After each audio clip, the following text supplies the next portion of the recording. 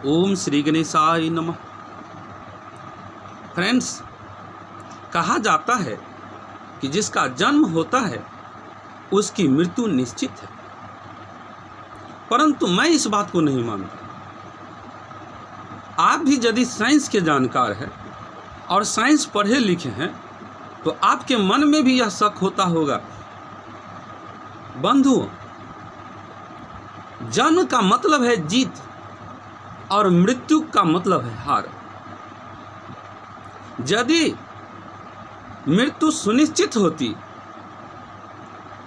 तो राजा जनक इस मनुष्य शरीर को लेकर स्वर्ग नहीं गए होते, तो राजा जनक की भी मृत्यु हुई होती। लेकिन वही शास्त्र कहता है कि राजा जनक पूर्ण रूप से अमर हो गए थे। वे अपने इस शरीर को लेकर स्वर्ग गए थे। बंधुओं, साइंस की तरह सोचे कि जिस शास्त्र में यह कहा गया है कि जो जन्म लेता है वह मरेगा, वही शास्त्र यह भी तो कहता है कि राजा जनक नहीं मरे।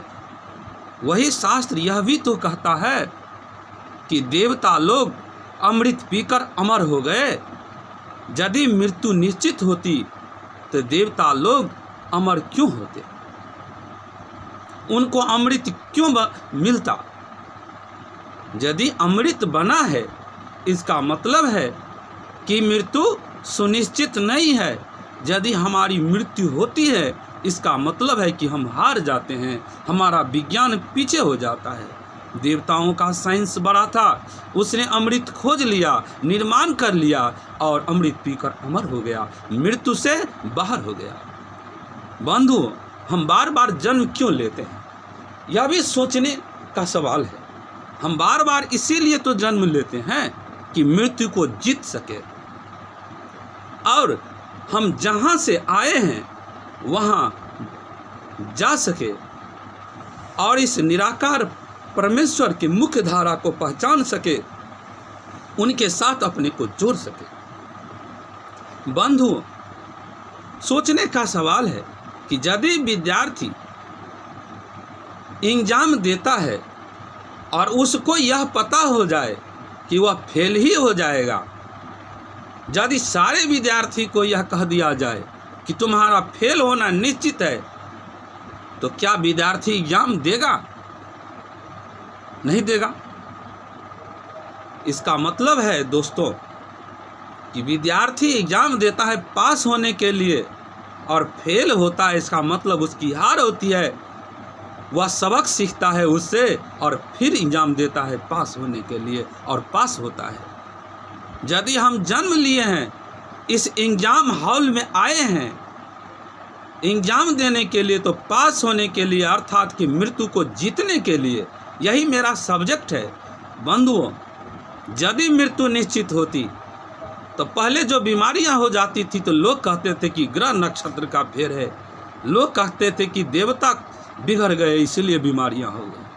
आज जब साइंटिस्ट आगे बढ़ गया है, जब विभिन्न औषधियों की खोज हो गई है और हम बीमारियों को जीत लिए हैं, तब वह देवता का बिगड़ना कहाँ चला गया? बंधुओं, यह कर्म का युग है, विज्ञान का युग है, जिसका साइंस जितना बड़ा होगा, जितना अच्छा होगा, वह उतना अच्छा विजय प्राप्त करेगा।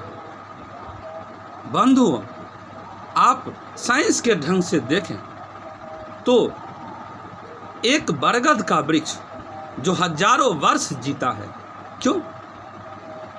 क्योंकि उसमें नयापन जीवन भर होता रहता है और वह हजारों वर्ष जीता है। एक बरगद का वृक्ष तभी मरता है जब प्रकृति से उसको कोई न कोई चीज मिलना बंद हो जाता है, जब उसको सभी पोषक तत्व मिलना बंद हो जाते हैं, तभी वह बरगद का वृक्ष, जब उनको सारे अवयवी तत्व मिलना बंद हो जाते हैं, तब बरगद का वृक्ष मरता है। लेकिन मानव शरीर में क्या होता है कि जीवन भर नया नहीं होता है। हम कुछ निश्चित उम्र में जाकर नया करना छोड़ देते हैं। अर्थात कि हमारा शरीर रिसर्च करना छोड़ देता है।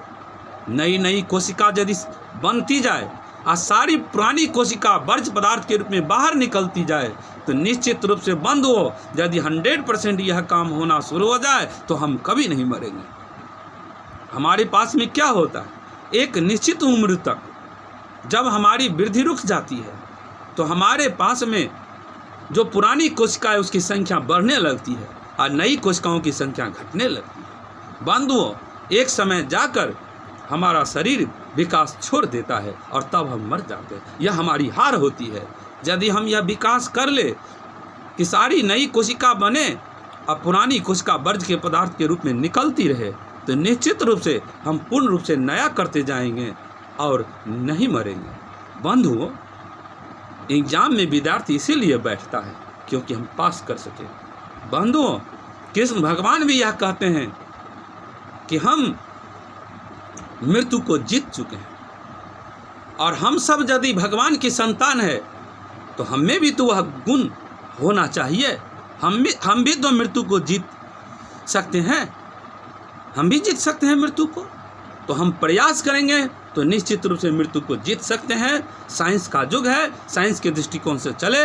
ऋषियों मुनियों से हम यह कहेंगे कि आप अंधविश्वास में लोगों को मत झोंकें, लोगों को साइंस की ओर ले चलें। मृत्यु सुनिश्चित नहीं है, मृत्यु को जीतने के लिए हम जन्म लेते हैं। जय श्री राम, जय राधे कृष्ण।